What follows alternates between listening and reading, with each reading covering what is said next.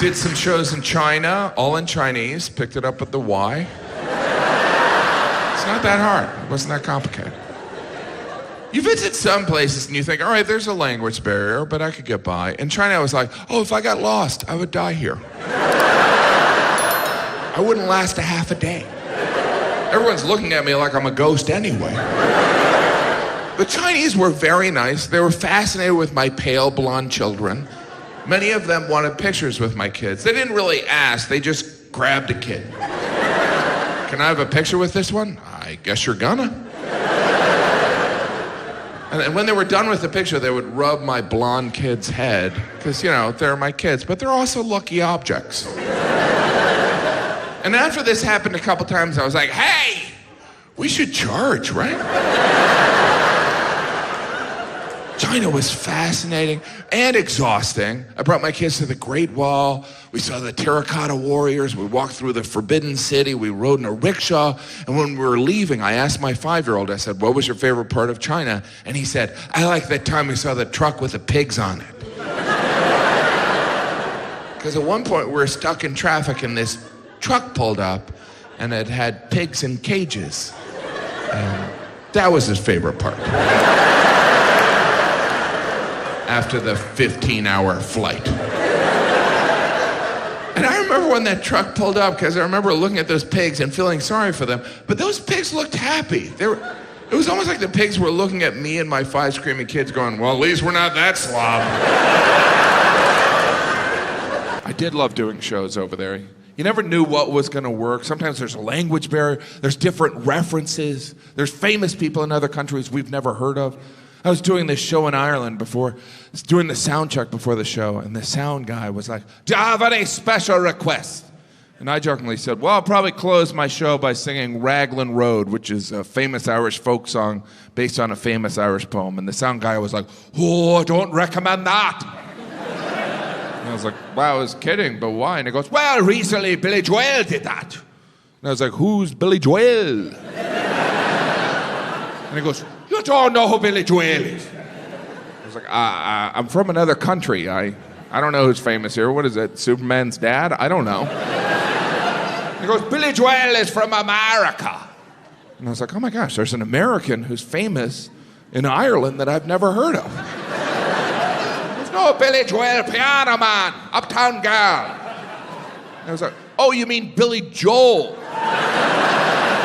And he goes, no, it's Billy Joel.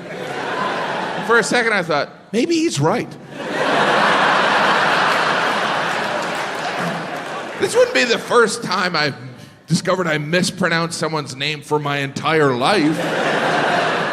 In my mind, I started going through every conversation I had on Billy Joel. I'm like, did anyone else say Billy Joel? When I said Billy Joel, did anyone look at me strange? And then I remembered, you know who pronounces it Billy Joel? Billy Joel. And at that point, the opening act had come in, and he was also from Ireland. And I said, hey, this sound guy calls Billy Joel Billy Joel. And the Irish comic goes, it is Billy Joel. I was like, is everyone crazy in this country? What, there's no one in Ireland named Joel? And he goes, yeah, we call them Joel. And I was like, well, then what would you call someone who's actually named Joel? And he goes, you mean like Billy Joel? Stop it! I loved Ireland. I spent 2 weeks there. One of the weeks I was in Donegal, which is a county in the northwestern part of the Republic, and I noticed something. Everyone in Donegal has a washer and dryer, but nobody uses their dryer. They're like, that won't be necessary. We'll just hang that out to dry. And I was kind of skeptical, but I was staying with friends, and they offered to do my laundry, so they took my clothes, and they washed it, and they hung it out to dry. And I was kind of impressed, because after only 3 days, my clothes were still wet. Because what they've yet to realize is it rains every day in Donegal.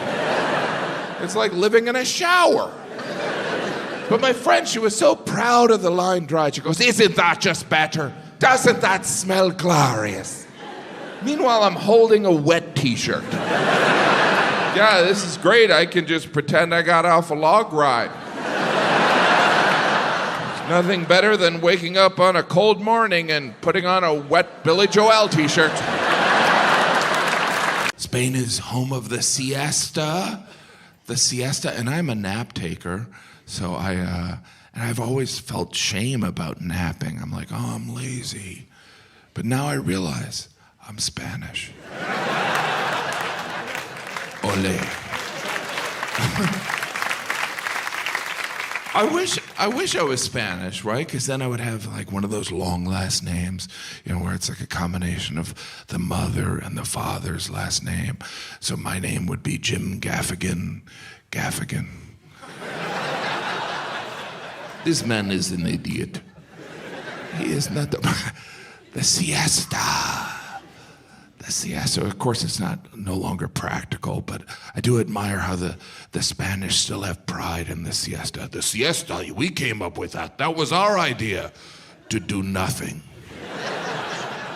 That is our thing. Traditionally, it's from 2 to 5 p.m., right? Seems like the idea of someone who has a massive hangover. It's like, hey,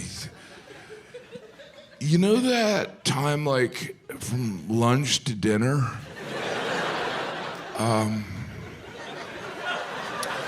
What if we took a nap? What if we took some aspirin and napped? We could do that. Of course, there are benefits of a siesta, right? People are more alert. It improves your memory. You get a couple hours where you're not groped.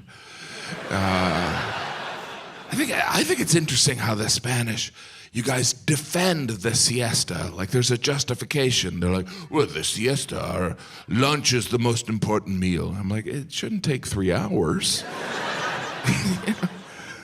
That is the hottest part of the day. I'm like, well, there is air conditioning.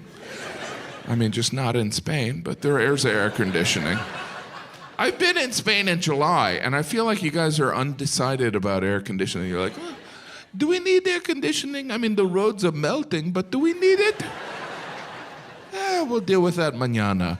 Yeah, we don't need to figure that out right now. This guy's a jerk. I don't know.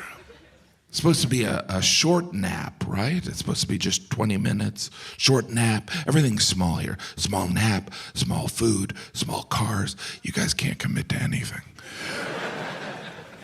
But I love Spain. It's a little louder here, a little noisier.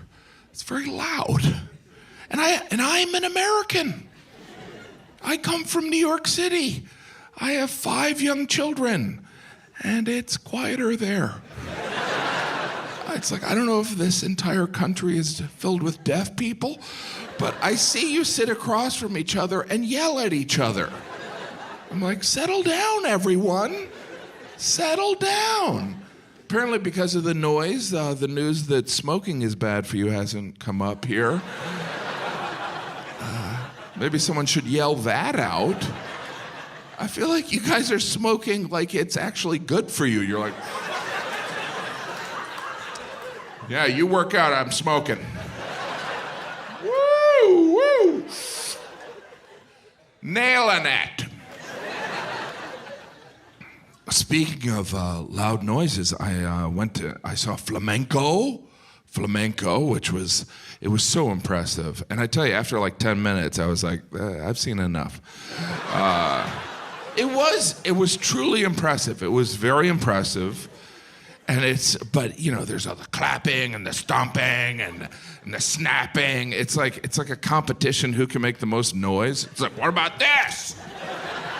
What if I did this? I wouldn't even have to open my mouth. It's very sensual flamenco. Halfway through the show, I got pregnant. It was...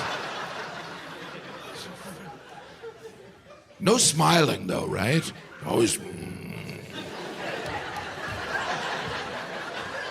It's like, all I can think is they're like, my feet hurt. My feet really hurt from that. Flamenco. So different from fado, the Portuguese fado. I love talking about Portugal and Spain because the Spanish are always like, where's that? Like, it's next door. Is that one of the autonomous regions? No, it's not. It's a whole other country. But fado is different. Like Flamenco is energetic and loud and almost angry, whereas fado is sad and melancholic. Sad, it's very fado, which means fate. It's like, and the Portuguese love it. It's like a whole country that's really into the band The Cure. They love it. Fado, which means fate. Fado, it sounds like a guy. It's like, I saw Fado. He seems depressed. He was so dad, which means longing, but it sounds like how a drunk person would say, so sad. I saw Fado, he was so dad. Very sad. Yes, son. That doesn't make sense. But it's interesting, similar to flamenco, there's like dinner theaters of fado. I don't know how that would even start. It was like, hey, Grandma, you know that song about Grandpa drowning? What if we sang it at the restaurant? Because, you know, when you eat, you want a sad song. Have you decided, yeah, I'm going to have the cod, and can I have the song about missing Lisbon? Oh, that sounds great.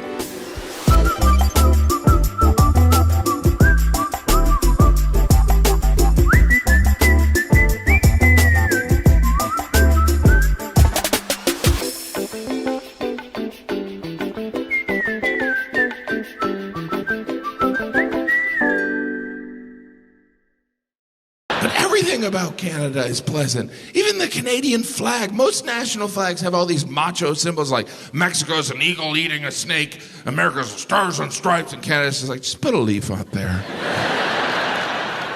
One for every province? Just one maple leaf. As a result, everyone likes Canadians. Everyone likes Canadians, you know. Not liking Canadians is an indication of a mental problem. I don't like Canadians or puppies. Remember when China was mad at Canada? The whole world was like, come on, China. That's a red flag. With the star in the middle. How many flag jokes? I do feel like the map of Canada looks unfinished. It's so detailed on the East Coast, and then it's just wide open spaces.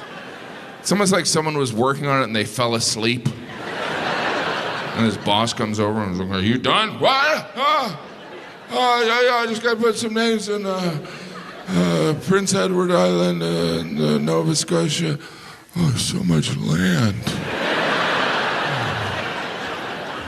Newfoundland.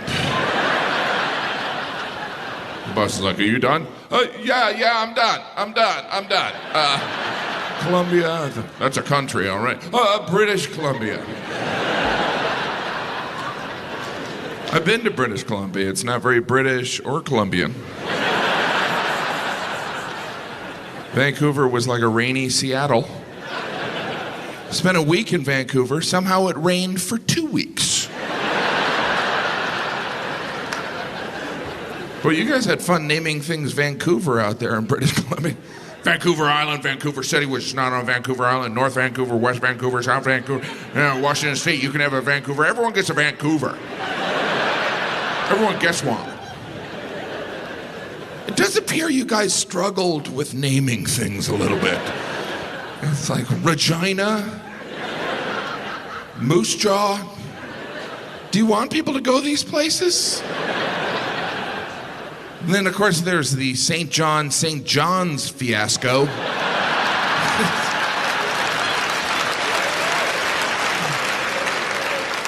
St. John, New Brunswick, and then right next to it, St. John's, Newfoundland. I'm saying this like you don't know. We know! We live here, we know! But it never came up? Nobody took a boat from one place to the other one. Hey, that other place has the same name as this place. Nobody confronted Newfoundland like, hey, Newfoundland, St. John, New Brunswick is the oldest city in Canada, so don't use that name. And Newfoundland's like, okay. Oh, shoot. Well, what happened? No, that is different. It's different. Our capital is St. John's. That's the same name. No, it's different. You spell out Saint, and ours is just ST, so it could stand for street. Does yours stand for street? No, it stands for Saint. But ours ends with an apostrophe S, so it's possessive. So, like, when St. John comes back, he's gonna be like, where do I go? I don't know where I go. He's gonna go to the Virgin Islands. Who are we kidding? I think it's fascinating that there's a part of Canada called the Northwest Territories. Still. Today, I wasn't looking at a map from the 1600s or watching an episode of Deadwood.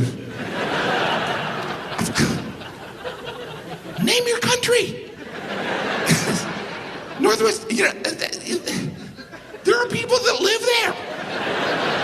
What kind of civic pride? Well, where we're from in the Northwest Territories, or as we call ourselves, the Northwest Territorians. Go Terror.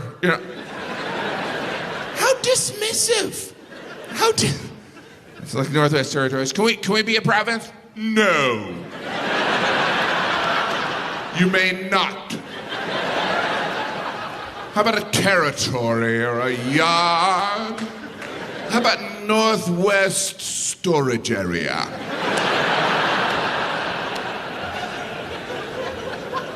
Of course, the Northwest Territories are smaller because in the 90s, the Inuit people were like, we'd like our own territories. And the Canadian government was like, oh, we didn't even know people lived there. Sure. What do you want your territories to be called? We'd like, none of it. Are you going to tell them, or? It's a great name. Great name, none of it, love it. Sorry for stealing all the land. Anyway, we got a hockey game we're watching, so. I think it's strange. Like, Canada, it starts off normal. The further east you go, the crazier it gets. Like, Newfoundland is like,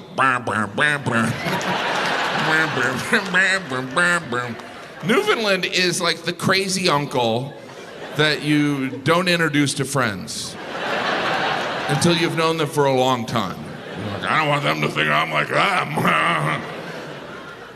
Everything is crazy in Newfoundland. Everything. It's like, in Newfoundland, what time zones? Do you want to be in the same time zone as the Maritimes? We'll go a half hour earlier.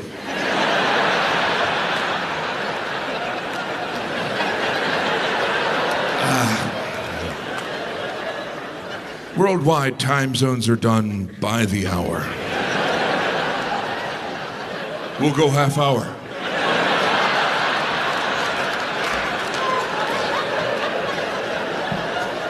Okay. Just final housekeeping here. Is Newfoundland 3 words or 2 words? 1 word.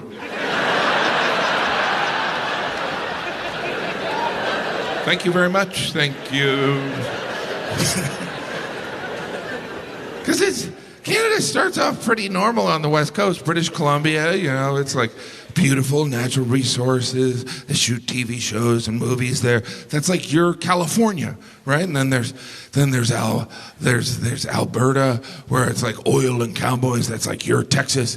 And then there's Saskatchewan, which we've established are all perverts. Looks like I'm not performing in Saskatchewan again. And then there's Manitoba, which Manitoba is like that friend you invite last to the party. And only because you forgot they existed. Canada picks on Winnipeg, right? That was kind of a big... I remember I was in Toronto and I was going to Winnipeg and it was my first show there and everyone in Toronto was like, bring a coat! Winnipeg! Hope you like cold weather!